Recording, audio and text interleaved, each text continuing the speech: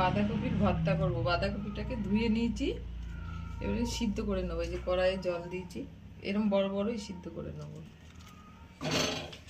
কটা কাঁচা লঙ্কা দিলাম, দুটো টমেটো দিলাম, একটু হলুদ দিলাম, একটু লবণ দিলাম। এবার ঢেকে সিদ্ধ করে নেবো এগুলো।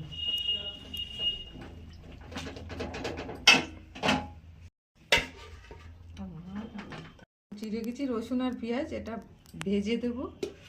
আর এতে আছে শুকনো লঙ্কা, আদা, রসুন, জিরে, এটা বেটে দেবো। লঙ্কা টমেটো সিদ্ধ হয়ে গেছে, ঠান্ডাও করে নিয়েছি। এবার এই খোসাটা ফেলে দিলাম টমেটোর, দিয়ে এবার বেটে নেবো।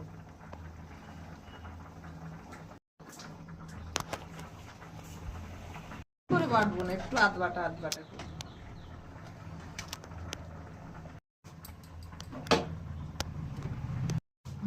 বাঁধাকপি আর টমেটোর পেস্টটা হয়ে গেছে।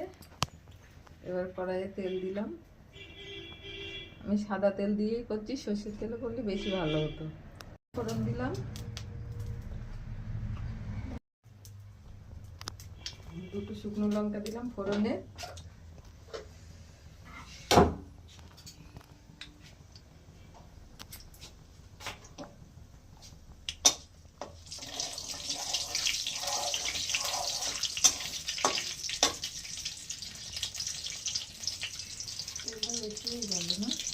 কেটে রেখেছি, দিয়ে দিলাম।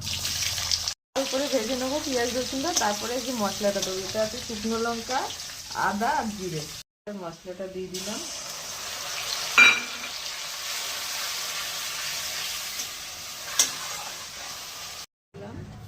লবণ দিয়ে আছে অল্প, আর অল্প দিলাম। লবণ হলুদ দিয়ে দিয়েছিলাম, হলুদ দিলাম।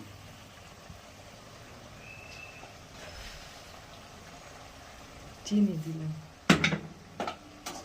এবং মশলাটা ভালো করে কষিয়ে নিয়ে বাঁধাকপি টমেটো পেস্টটা দেব। পুরো কষানো হয়ে গেছে, তেল ছেড়ে দিয়েছে। এবারে বাঁধাকপি টমেটো বাটাটা দিয়ে শুকনো করে কষিয়ে নেবে আর কি।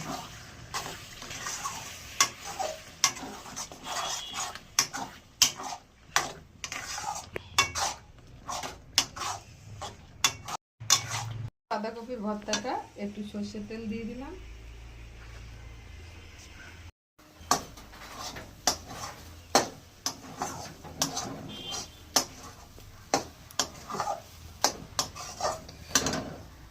একটু ধনে পাতা দিয়ে দিলাম।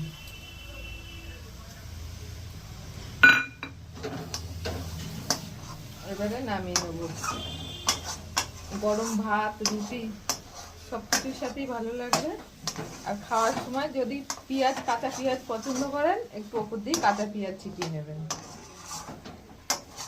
খেতে চাই না, কিন্তু এইভাবে করে খেয়ে দেখবেন, এক তরকারি দিয়ে ভাত খাওয়া হয়ে যাবে।